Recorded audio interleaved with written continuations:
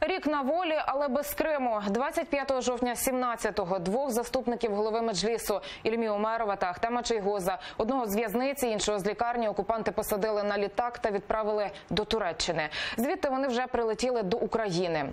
Це звільнення бранців Кремля стало сенсацією. Насправді за ним були чималі зусилля міжнародної дипломатії, зокрема президента Туреччини Реджепа Таїпа Ердогана.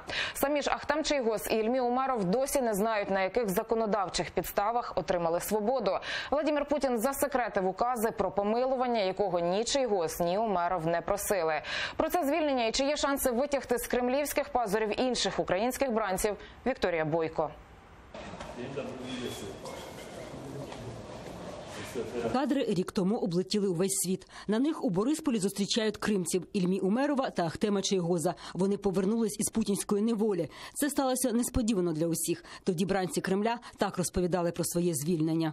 Це освобождення, це символізм. Це наш народ ощутив, що за спиною є сила. Если тема Крыма не будет сходить со страниц средств массовой информации, то процесс будет продолжаться и дальше. Обязательно вслед за освобождением отдельных людей произойдет деоккупация Крыма. Ахтема Чийгоза окупанти засудили на 8 років колонії за мітинг 26 лютого 2014-го в українському Криму на підтримку цілісності України. Ільмі Умеров отримав 2 роки колонії поселення за буцімто заклик в ефірі каналу АТР до порушення територіальної цілісності Росії. А ще окупанти його примусово ув'язнили в психлікарні, але не зламали. Я поклявся і дав слово за народ свій умереть. І закінчую словами «до зустрічі в Гаагі». Обох політв'язнів звільнили завдяки особистому втручанню президента Туреччини Реджепа Таїпа Ердогана. За 2 невинних українців Путін виторгував кривавих вбивць, які були в турецькій в'язниці.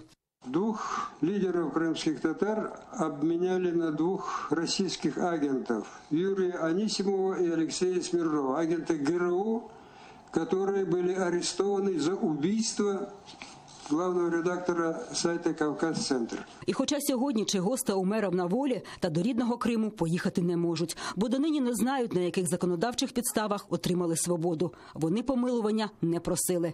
Укази Путіна Москва засекретила, і через це вони, наче у другій депортації. Вскоре після освобождення оба вони заявляли, що намірены повернутися в Крим, і це намірення нікуди не исчезло.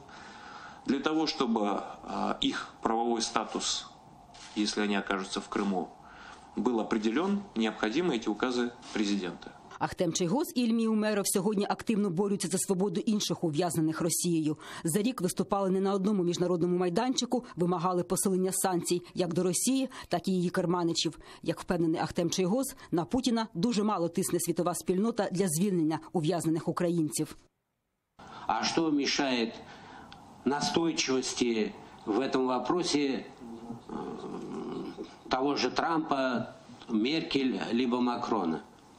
Ключи от освобождения наших политзаключенных, я считаю, что находятся не в Украине и даже не в России, а в тех странах, которые имеют более возможность оказывать давление. Саме через брак політичної волі світових лідерів досі не звільнено жодного нашого бранця, впевнені кримці Чийгоз та Умеров. В неволі досі навіть такі мужні, як Олег Сенцов, який голодував 145 діб, та Володимир Балук, який відмовлявся від їжі більше 200 днів.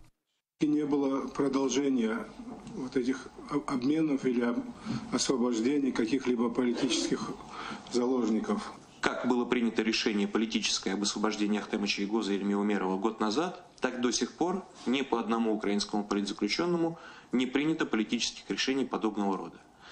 Я думаю, что, к сожалению, без внешнего давления на Кремль добиться освобождения других украинских политзаключенных буде невозможно. Україна повинна більше тиснути на світову спільноту заради звільнення бранців, наполягають колишні ув'язнені, які пройшли горнило російських в'язниць. І треба виставити до Росії такі санкції, щоб Росії не кортіло брати у полон інших українців. Вікторія Бойко, Валерій Бакус, Асан Емінов, Заман, АТР.